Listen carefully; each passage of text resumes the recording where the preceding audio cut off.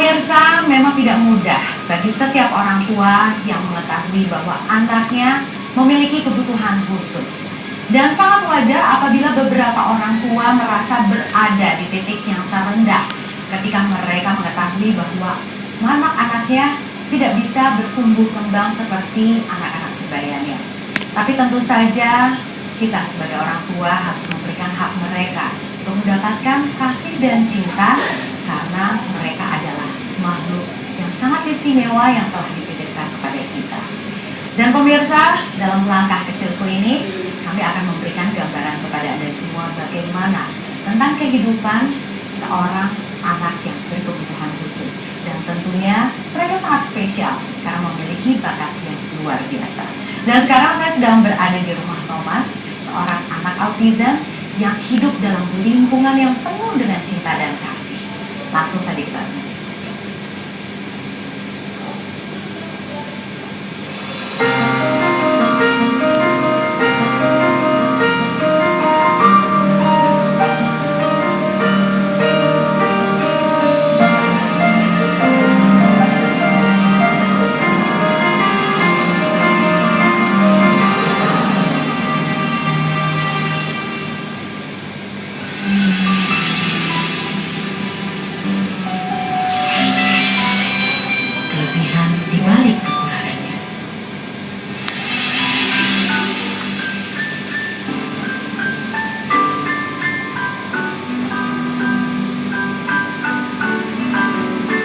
Thomas Andika, usia 14 tahun, penyandang autis.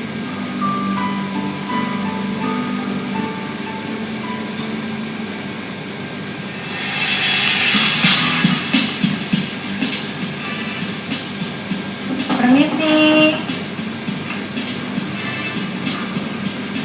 Halo Tante Meisha ya? Iya, saya Meisha Tante dari langkah kecilku. Oh, saya mamanya Thomas. Iya, kebetulan Tante kali ini kita mau ngobrol-ngobrol sama Thomas. Thomasnya ada di Oh, ada kebetulan.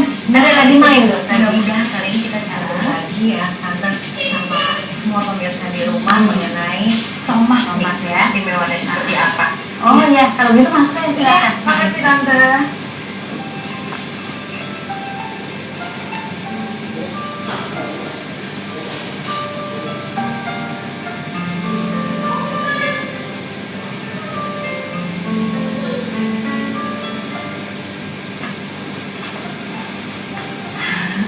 Thomas, nih ada Tante Meisha Iya. loh.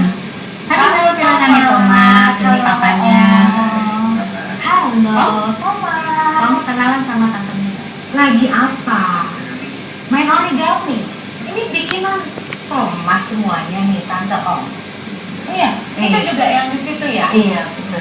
Tante Om minta waktunya sedikit untuk ngobrol lebih banyak lagi mengenai Thomas nih ya. Mungkin pastinya ini akan bermanfaat banget untuk pemirsa di rumah. Sejak kapan Tante sama Om mengetahui bahwa Thomas ini berkebutuhan khusus? Tepatnya umur 18 bulan. 18 bulan itu bagaimana awal? Waktu itu saya melihat aneh sekali ya. Jadi beda, mungkin karena anak kedua ya. Jadi anak saya yang pertama itu biasa, tetapi secara fisik sering sakit, tapi dia cerdas, ngomongnya banyak. Nah, kemudian Thomas ini jauh lebih besar, badannya gemuk, tetapi 18 bulan itu ya berngomong sih biasa ya. Kemudian juga dia ada beberapa kebiasaan yang menurut saya aneh. Sudah tidak suka digendong. Itu dimulai dari usia 18 bulan. bulan. Sudah mulai menolak untuk digendong. Iya. Kemudian juga seperti bisu dan ada beberapa kebiasaan yang menurut saya aneh. Ya, dia suka sekali yang benda berputar. Apa itu kipas angin, roda sepeda, atau kalau papanya berangkat kerja itu dia sibuk mau ngantar dada-dada, tapi yang dilihat ban mobilnya. Bagaimana perasaan Om saat itu ketika Om melihat keganjilan-keganjilan yang terjadi pada diri Thomas waktu itu ya Om ya?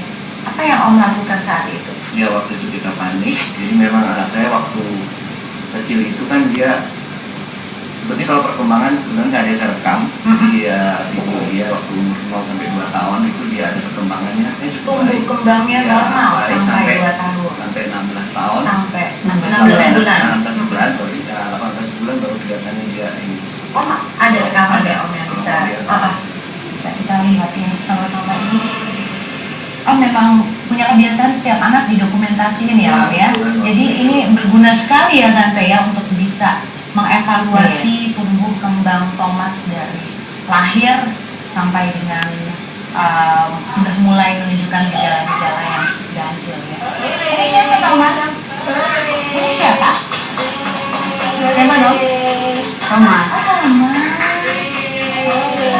Dia reaksinya masih normal sampai Ini 15 bulan. Ini 15 bulan ya. Kontak mata bagus ya.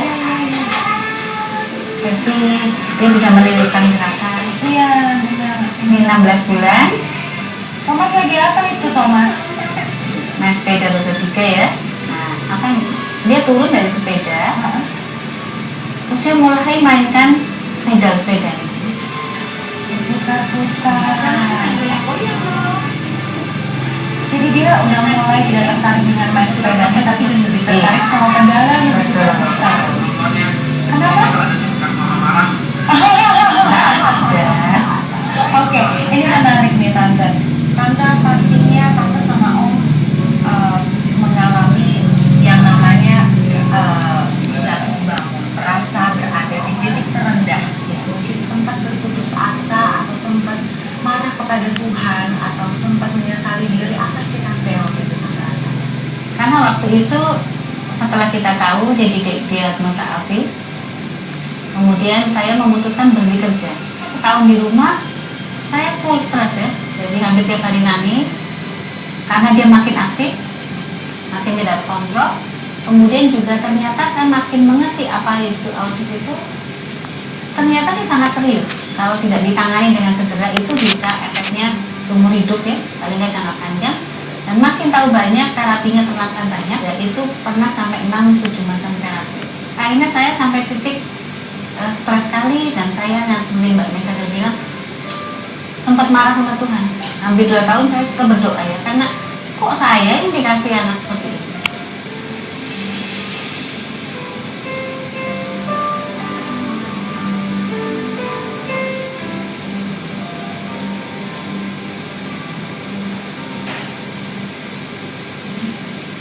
Kenapa Tante berpikir seperti itu? Karena Tante tidak sanggup untuk mengasuh Thomas.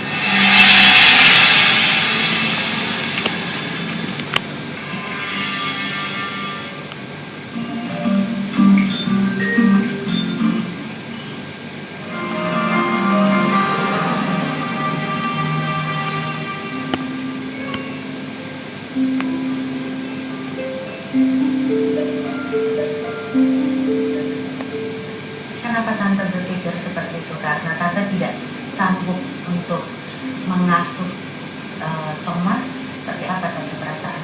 Ya, jadi waktu itu karena tahun akhir 1999 dan 2000 itu belum banyak yang tahu autis ya. Jadi saya ingat kita pergi ke 3 dokter umum. Jadi malah saya dibilang abnormal nih ibunya, karena anaknya baik-baik aja, besar, sehat. Jadi mencari yang tepat anak saya kenapa aja itu butuh perjuangan. Sempat saya sampai harus tiap hari telepon psikiater supaya dapat ada yang cancel jadi saya bisa masuk. Sampai akhirnya didiagnosa mungkin ada gejala autis ringan. Iya, waktu itu ya, karena saya tidak menyalahkan psikiaternya, karena waktu itu masih sangat jarang anak yang didiagnosa 3 tahun ke bawah ya. Kalau betul ini autis, nanti baru diterapi. Jadi harus menunggu sekian lama. Iya, untuk konfirmasi apakah betul itu autis. Oke. Pernah Tante menyalahkan diri sendiri bahwa kenapa Thomas berkebutuhan khusus? Kenapa Tante dan Om yang dipilih Tuhan untuk dititipkan Thomas dalam hidup Tante? Pernah Tante menyalahkan diri sendiri? Sering ya. Dulu 2 tahun pertama di rumah sering. Jadi saya merasa kok bukan orang lain yang memang suka anak kecil ya, telaten sama anak kecil, atau orang yang memang berkelimpahan hidupnya ya. Saya rumah masih ngontrak waktu itu ya. Terus sementara kakaknya dia sering sakit-sakitan, kok saya dikasih 2 anak, satu sakit-sakitan fisik, satu autis pula, dan makin hari makin memburuk gitu. Dan waktu itu karena belum banyak yang tahu, jadi saya seperti sendirian gitu, nggak ada teman seperjuangan masing-masing. Jadi saya merasa, saya seperti orang paling malang saja.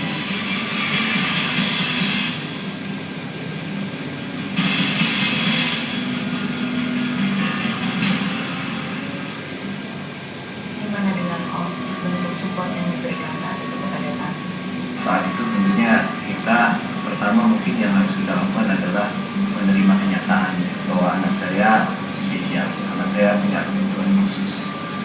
Dengan kita menerima kenyataan, tentu kita bisa mulai sesuatu daripada kita denial terus menyangkal ini, sehingga kita nggak tahu mau berbuat apa.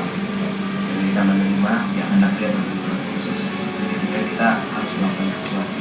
Itu yang support yang kita lakukan, yaitu kita cari apapun informasi support untuk mendukung anak saya. Berbagai macam terapi yang kita lakukan. Pastinya banyak sekali kendala yang dihadapi ya Om.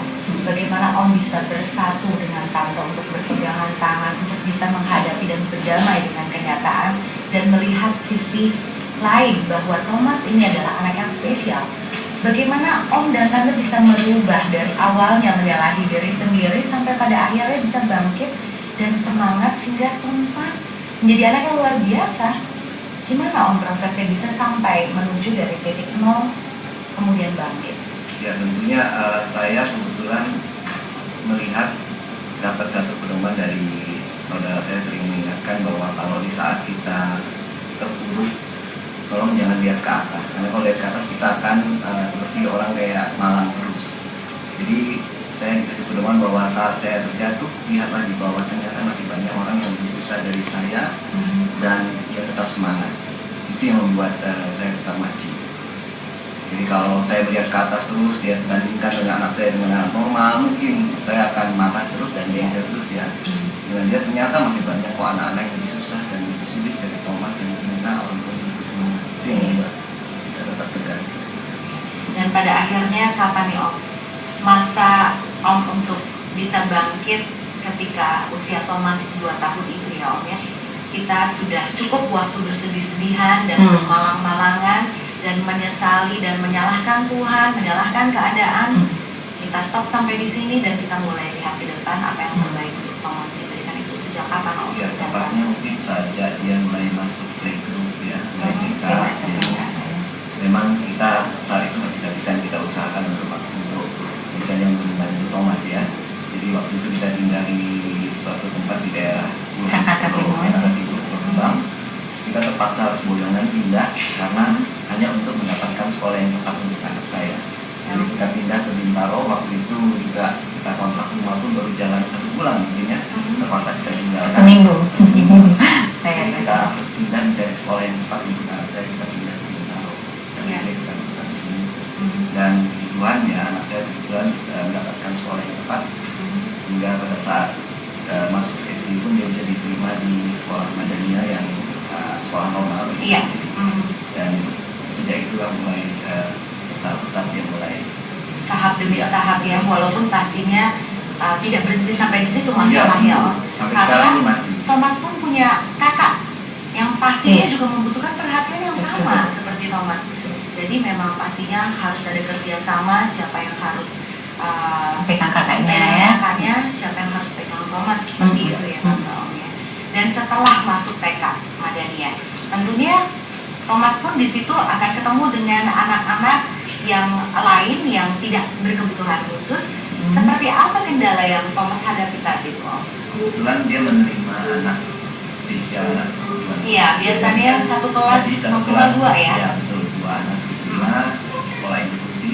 Nah pada saat itu memang kita masih dibantu oleh psikolog teacher. Oke. Jadi tipenya anak autis ini kan dia tidak bisa menyerap sesuatu itu dengan sendirinya. Iya. Jadi mau nggak mau dipaksakan seperti kayak one-on-one terapi begitu. Iya benar. Jadi kuncinya psikolog teacher di awal-awal adalah apa yang diajarin di sekolah dia remedial di rumah, diulangi supaya masuk kan di Iya, sekolah benar. itu, jadi supaya masuk pelajaran di sekolah itu terus menerus. Dan ya itu kan sama SD dia ikut UAN itu ujian akhir nasional terus, dan yang rata-rata di atas 6 ya. Thomas. Thomas ini sekarang kelas 2 SMP.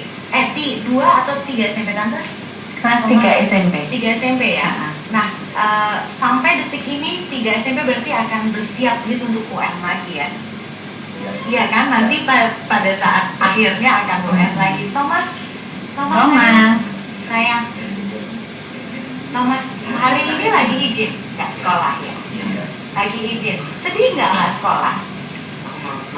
Oh, senang. Pasti lagi ada momen-momen bosannya ya. Pasti namanya anak-anak, kita aja kadang-kadang menghadapi rutinitas pasti ada bosannya ya.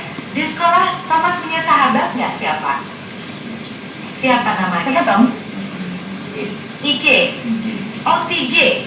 Sahabatnya. Kenapa senang sama TJ Thomas?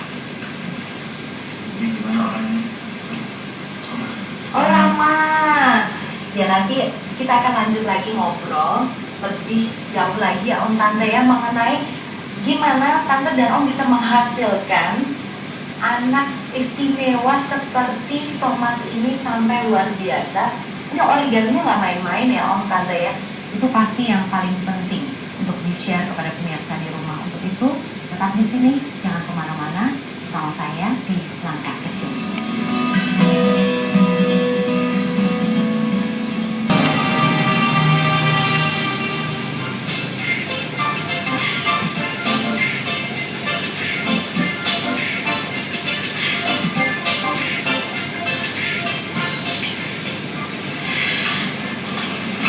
Nah, ini tempat favoritnya Thomas, rumput melukis, santai-santai ya. Ini seperti galeri nih ya. Nah, Thomas sekarang lagi ngapain nih? Nah, ini tempat Thomas berkegiatan ya, favoritnya ya. Nah, Tante, dari mana sih Thomas belajar melukis? Ini ya, mendatangkan guru khusus untuk mengajarkan Thomas melukis. Waktu umur 4 atau 5 tahun, dia senang coret-coret gitu. Jadi dia sudah suka memang menggambar.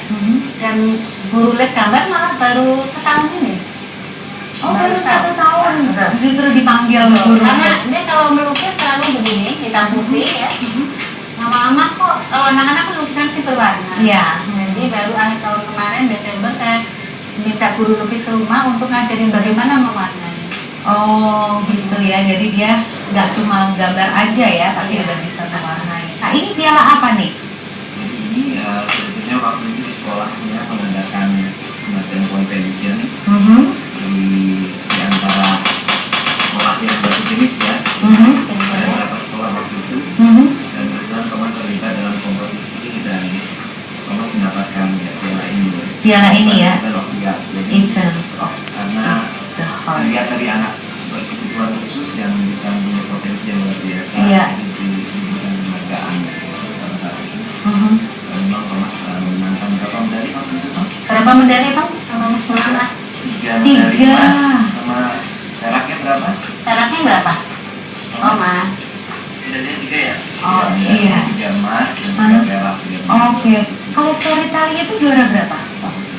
Juara 1. And the story is Macbeth, is on the book Macbeth, Quizzes, written by Carol B. Kaplan, Peter Bachman, and it has been like all the best in class.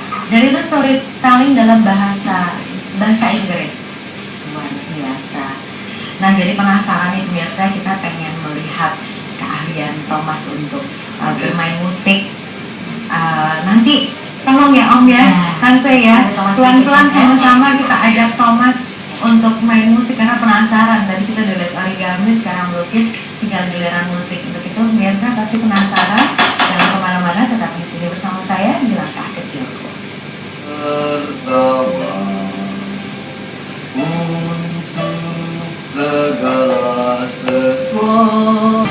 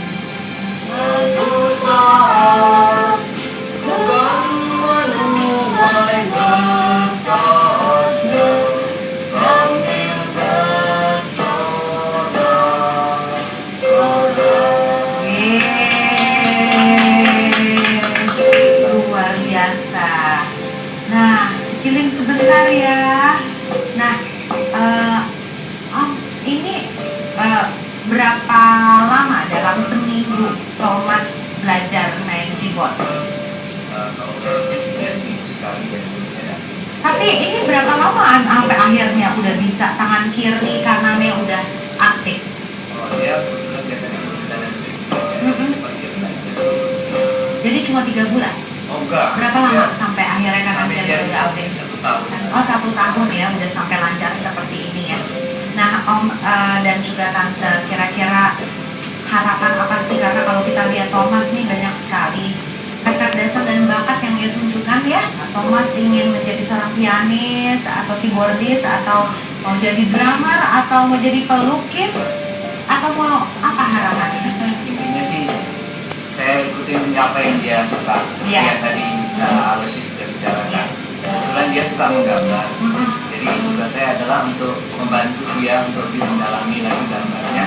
Oke. Mungkin nanti desain grafis atau desain komunikasi visual. Oke. Dan kebetulan kakaknya juga menyukai, jadi dia bisa berkolaborasi dengan kakaknya untuk bekerja sama nanti. Iya. Tiap anak itu spesial. Waktu Tuhan kasih kita seorang anak ya, bagaimanapun spesialnya itu adalah cara Tuhan melihat kemampuan kita dan kerelaan hati kita. Jadi waktu kita udah kompak sepakat bahwa kalau saya senang suami saya nih, bersyukurnya ya karena dia mendorong saya secara rohani. Dia bilang kalau Tuhan sudah titipkan Thomas pada kita, pasti tuh Tuhan anggap kita mampu.